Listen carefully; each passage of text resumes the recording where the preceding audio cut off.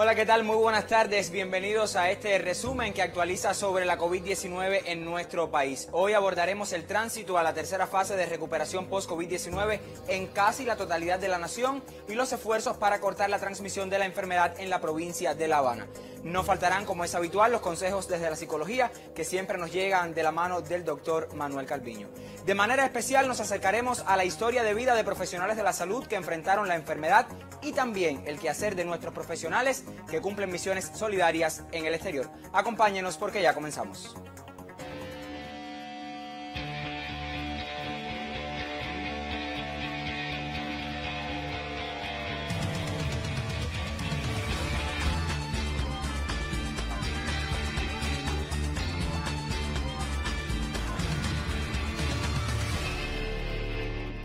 Comenzamos y lo hacemos actualizando los datos más recientes de la pandemia en Cuba. Hoy se diagnosticó solo un caso positivo de la enfermedad, sin dudas la mejor de las noticias de la última semana. Vamos a detallar qué ha ocurrido en los últimos 7 días. Para ello nos auxiliamos siempre de la gráfica que nos prepara nuestro especialista en diseño gráfico, Joel Ledo, y comenzamos con la buena noticia de la semana, y es que durante 7 días pues no se han producido fallecidos en el país a consecuencia de la COVID-19. Sin dudas, una de las más alentadoras informaciones que vamos a compartir hoy en el programa. Avanzamos, tenemos otros detalles de lo que ha sido el comportamiento de la COVID-19, y en esta gráfica que siempre separamos el comportamiento del total de casos positivos con el total de asintomáticos. Note cómo esta semana ha sido un tanto dispar el comportamiento. Si bien en semanas anteriores se producía un número considerable de casos asintomáticos, note que solo el domingo y el lunes puede hablarse de que han sido los días que más casos asintomáticos se han producido al inicio de semana. Luego el miércoles, el jueves coincidió también en que la totalidad de los casos confirmados pues eran asintomáticos, y el que se produjo este sábado pues sí presentaba síntomas de la enfermedad, y explicaba el doctor Francisco Durán hoy en la conferencia de prensa que por esa razón se encontraba ingresado. Avanzamos, tenemos otras dinámicas de la COVID-19 en el país. Los casos activos, si bien también en semanas anteriores señalamos en este programa que la curva iba comportándose en un ligero ascenso, esta semana pues podemos decir que el número de casos positivos activos ha ido disminuyendo para un total de 52 casos. Y note que si bien el viernes, o sea ayer, existían 55 positivos, usted podrá decir, bueno, solo pocas altas. Es que coincide con el comportamiento de la enfermedad hace 15 días en el país, cuando se reportaron escasos casos positivos de la enfermedad. Tenemos una última información también en gráfica, y este es el comportamiento de manera general de la pandemia en nuestro país. 2.445 personas confirmadas hasta la fecha desde que comenzó la pandemia, 52, como le decía, casos activos, evacuados se mantiene el número de 2, y la buena noticia es que más de 2.300 personas pues ya han recibido su alta médica. Los fallecidos, y esta es la cifra lamentable que siempre compartimos en nuestro programa, pues se mantiene en 87.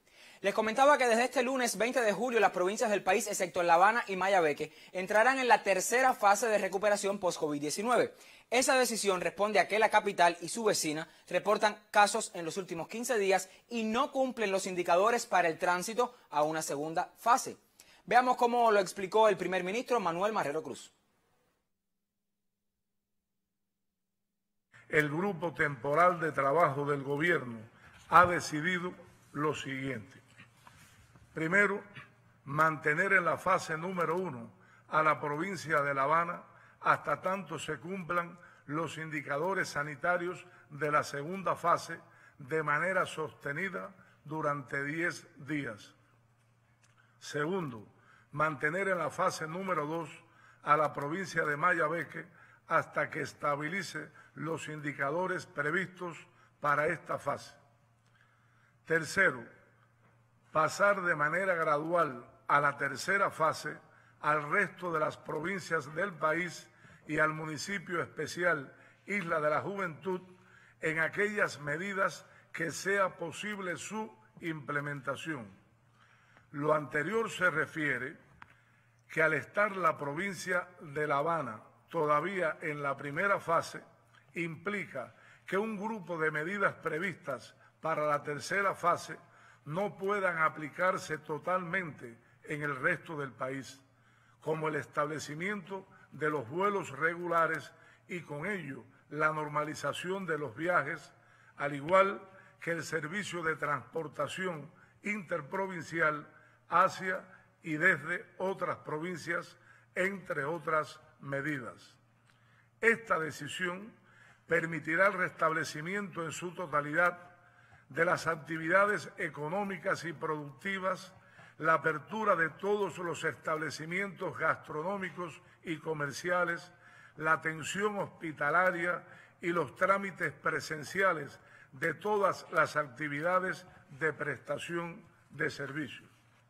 Se mantendrán por el momento las medidas anunciadas relacionadas con la suspensión de carnavales y otras actividades públicas festivas de alta convocatoria, así como la limitación de los servicios que ofertan los centros nocturnos en dependencia de sus formatos y características. El inicio de la aplicación gradual de las medidas contempladas en la tercera fase para todas las provincias del país, excepto La Habana y Mayabeque, será a partir del próximo lunes 20 de julio. Reiteramos la necesidad de mantener las medidas sanitarias y de aislamiento físico que son aplicables en las tres fases, incluyendo el uso del nasobuco en lugares públicos y cerrados donde exista concentración de personas. Finalmente, estamos convencidos que nuestra población podrá disfrutar de este verano y que lo hará con disciplina y responsabilidad. Siguiendo en esta cuerda, La Habana sigue siendo la cola de la pandemia de COVID-19 en nuestro país. Es la única provincia que reportó casos en la última semana, aunque se nota una disminución en los casos positivos, como les comentaba. Sin embargo, en la gráfica, y nos vamos a auxiliar de ella, nos habla de que lamentablemente todavía la capital tiene 3 eventos de transmisión activos, de ellos 2 en el municipio de Centro Habana, que viene siendo uno de los que más casos ha reportado en las últimas semanas, y 1 en el municipio Cerro. Hasta la fecha, La Habana ha confirmado 1.393 casos positivos de la enfermedad. Está, digamos que en la cima de los que más han reportado, de los municipios del país que más se ha reportado, y donde lamentablemente aún no se logra terminar los eventos de transmisión abiertos en la capital. Esto era un tema incluso que tocaba el titular de Salud Pública, doctor José Ángel Portal Miranda, en las últimas reuniones del Grupo Temporal de Trabajo para el Enfrentamiento a la COVID-19 que preside el jefe de Estado cubano Miguel Díaz-Canel Bermúdez, y por eso el llamado a la responsabilidad, sobre todo de los habaneros y de aquellos que habitan en los municipios que todavía pues muestran transmisión de la enfermedad.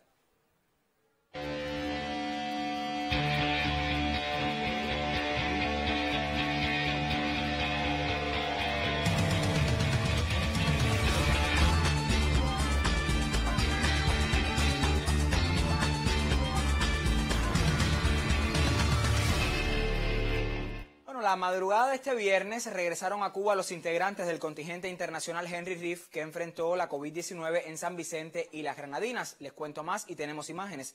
En el Aeropuerto Internacional José Martí, nuestros profesionales de la salud recibieron un mensaje de bienvenida y gratitud enviado por el presidente de la República, Miguel Díaz-Canel Bermúdez.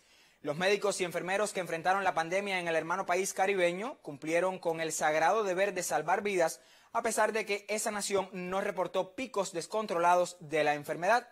Ahora transitarán un periodo de cuarentena de 15 días para luego reunirse con sus familiares. Reitero, son imágenes de la llegada al país de los colaboradores cubanos de la salud que prestaron su ayuda solidaria frente a la COVID-19 en San Vicente y las Granadinas. En los próximos días, otras brigadas que ya cumplieron con este sagrado deber de salvar a muchos enfermos, pues estarán retornando a nuestro país.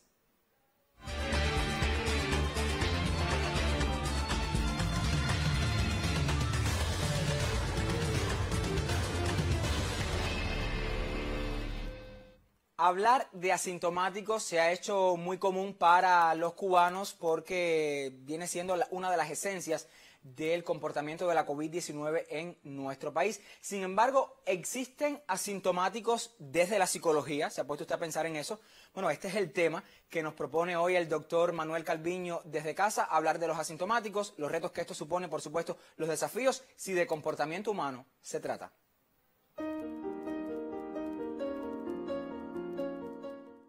para la COVID, y no solo para la COVID.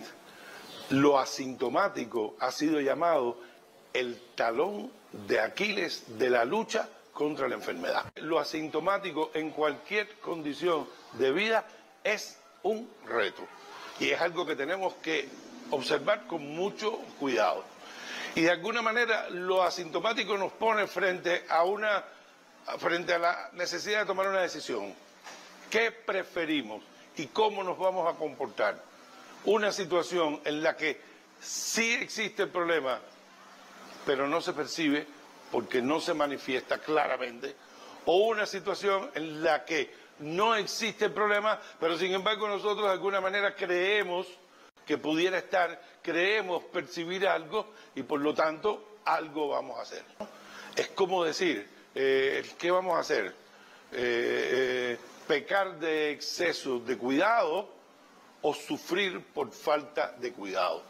Y yo creo que no hay donde perderse en esta situación, ¿no? Hay condiciones en las que si hay que decidir pasarse un poco o no llegar, es preferible pasarse un poco. Y en materia de cuidado de la salud mental, no solo de la salud física, y en materia de cuidado de las cosas que son importantes para nosotros, nuestra familia, nuestros hijos, nuestras relaciones de pareja, yo creo que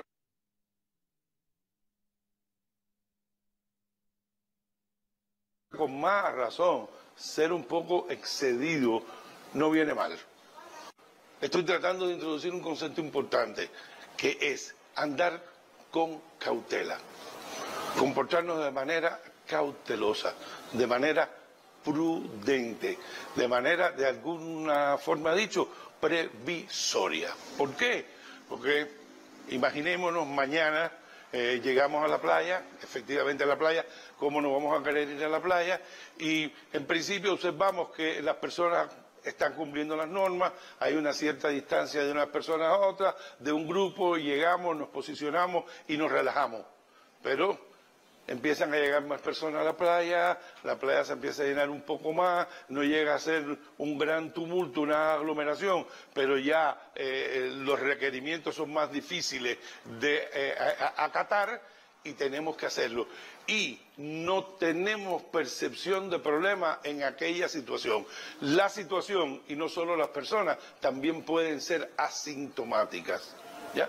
Y solo se torna asintomática si nosotros ejercemos la criticidad de nuestro pensamiento, ejercemos la mirada crítica de la situación, ejercemos la cautela, ejercemos la prudencia. Y en esta dirección yo creo que estos son elementos que tendríamos que sumar en estos tiempos a nuestros comportamientos y que además no vienen mal en muchas otras esferas de nuestra vida. Por lo tanto, no estamos diciendo más de que así como nos estamos apropiando y nos hemos apropiando de comportamientos particulares asociados a nuestra protección, a la protección de nuestra salud, a la protección de la salud de todos, debemos también reapropiarnos y de alguna manera reinducir nuestros comportamientos prudentes, nuestros comportamientos cautelosos, aquellos comportamientos en los que preferimos decir, por si acaso, por si fuera necesario, por si fuera posible, porque eso nos lleva por un camino de producción de efectos personales, grupales y comunitarios mucho más favorables. Dos situaciones se nos pueden presentar: sí, pero no, y no, pero sí. Entiéndase, sí existe el problema, sí existe la dificultad, sí existe cerca nuestro la enfermedad, pero no lo percibimos, no la vemos, se manifiesta o no se manifiesta de forma latente, silenciosa, asintomática, pero está ahí. De otro lado, no está, pero nosotros dudamos, miramos con criticidad, miramos con prudencia, miramos con previsión, miramos con, de alguna manera, cautela. ¿Qué puede suceder? Que la cautela nos dé dar 2, 3 pasos más de los imprescindibles, es posible, pero 2, 3 pasos más no cansan y aumentan nuestra protección, aumentan la tranquilidad de nuestra salud mental, de nuestra salud física y la de los otros.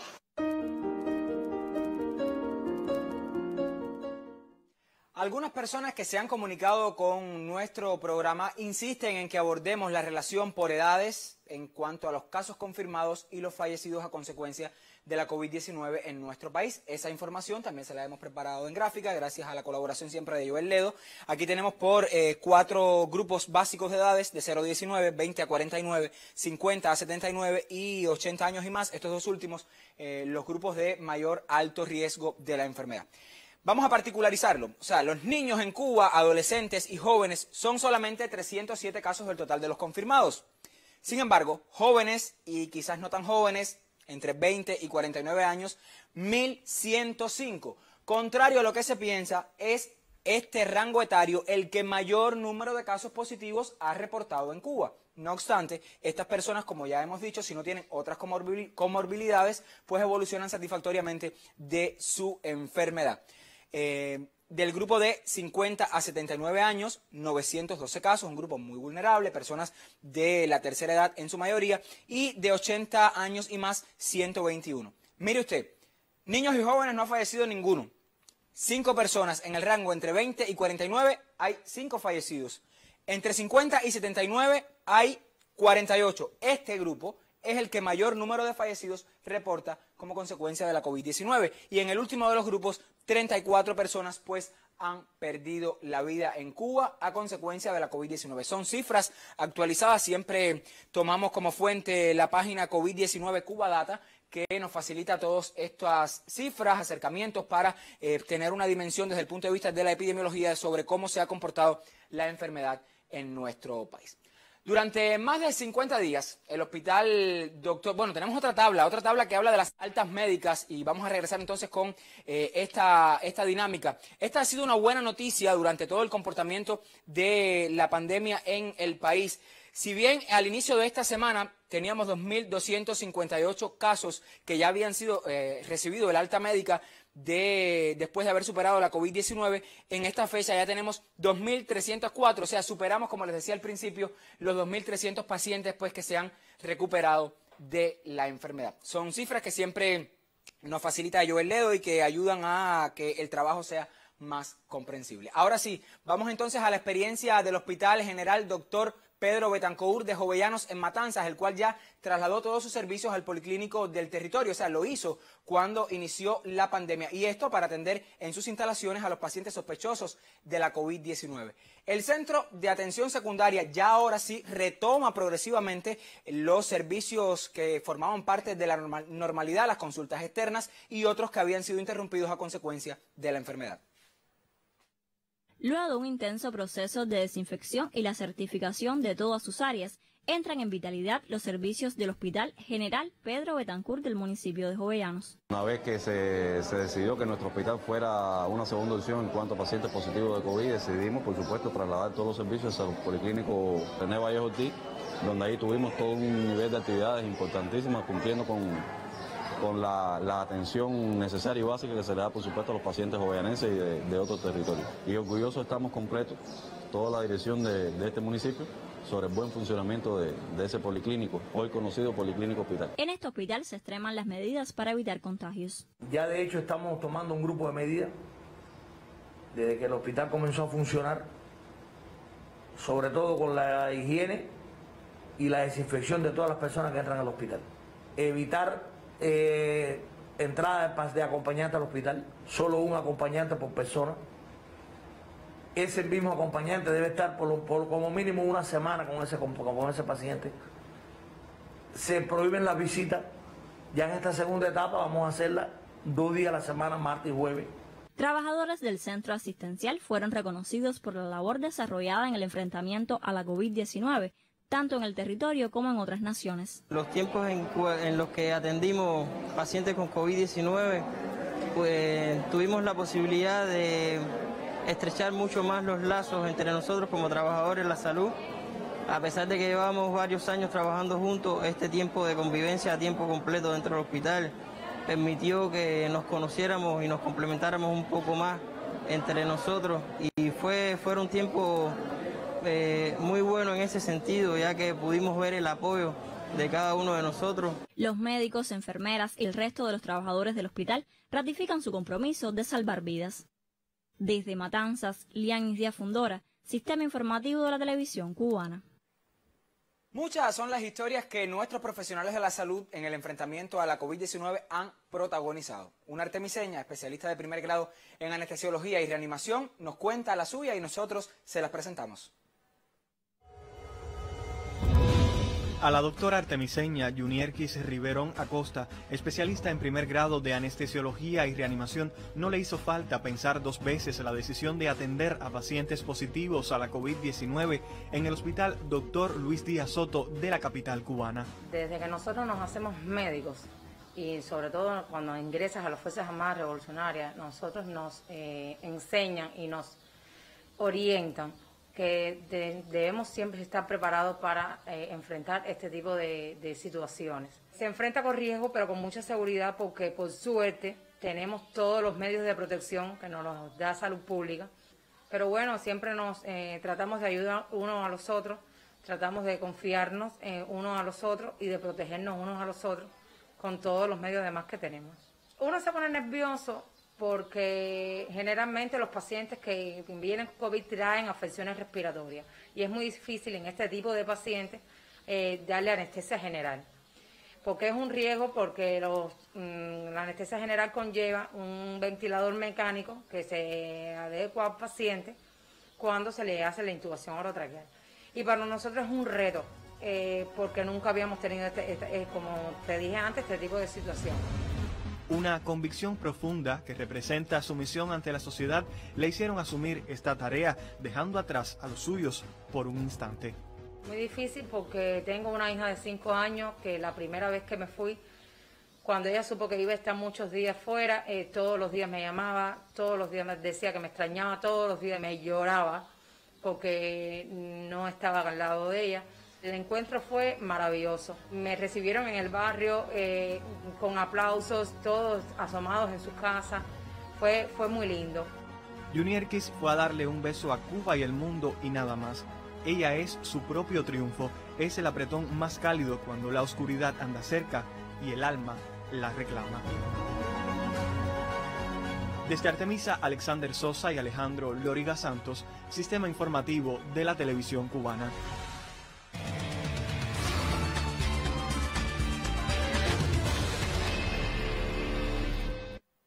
La historia que les hemos reservado para el cierre es muy singular y nos llega desde la provincia de Guantánamo.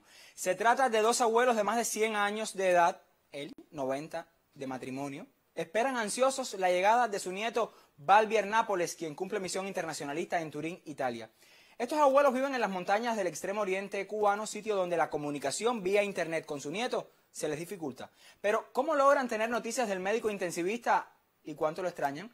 La siguiente historia nos acerca a esta familia. Esta es la ruta de Evangelino Nápoles cada 2 o 3 días. Hasta las mediaciones del Yunque en Baracoa, cruza el río Duaba para transmitir un nuevo mensaje de su hijo. Él es muy cariñoso con su papá y su mamá, con su familia, pero bueno, imagínate, todo el mundo lo extrañamos. Quisiera que él estuviera aquí, pero bueno, no puede ser porque él tiene que tirar para adelante. Sus padres, Aniceta de 105 años y Salomé de 107, quizás constituyan el matrimonio más longevo de Cuba con 90 años de cónyuges. Ellos son abuelos del médico intensivista Balbier Nápoles, que combate la COVID-19 junto a la brigada Henry Riff en la región de Turín, Italia. Aniceta piensa recibirlo. Balbier bien, bueno, que vean aquí. Ay, si yo pudiera verlo, con... Tú se lo vas a decir. No me dije a mi nieto, que digo yo. ¿Tú te acuerdas bien del nombre de mi Aniceta Hernández Utria? Que no se me quita de la mente. Ni de día ni de noche a ninguna hora. Porque es muy amable, muy querido con todo el mundo. Que venga, que yo quiero verlo antes de morirme. Que yo me siento todavía fuerte. La historia familiar convierte en herencia la profesión del médico baracoense. Él sobaba, igual que yo. Sobábamos. Había que hacer unas plantillazas, lo hacían. Bueno y sano. Cuando tuvo conocimiento, yo le dije que hacía falta que en la familia hubiera un médico.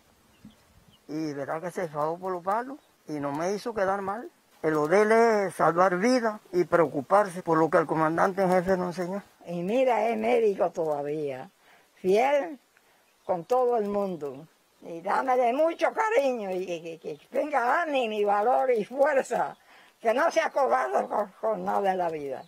Desde Turín regresa Balbier con la misión cumplida, mientras Aniceta, Salomé y Evangelino esperan impacientes su abrazo y cariño. El amor de abuelos convierte el sacrificio en historia y hace de este especialista un hijo ilustre de su ciudad y su familia. Desde Baracoa, Guantánamo, Rolvis Yasser y Miguel Reyes, Sistema Informativo de la Televisión Cubana. Y con esta, sin duda, muy interesante historia, despedimos nuestro programa Cuba por la Salud, en el que le hemos puesto al tanto sobre el comportamiento de la COVID-19 en nuestra nación. Como siempre les decimos, sean prudentes, cumplan las medidas de higiene, por supuesto el distanciamiento físico, aun cuando las provincias del país, excepto La Habana y Mayabeque, pues entren en la tercera fase. Recuerde que estamos todos juntos dando la última batalla contra la COVID-19 y para ello es muy importante la responsabilidad. Muy buenas tardes y excelente fin de semana.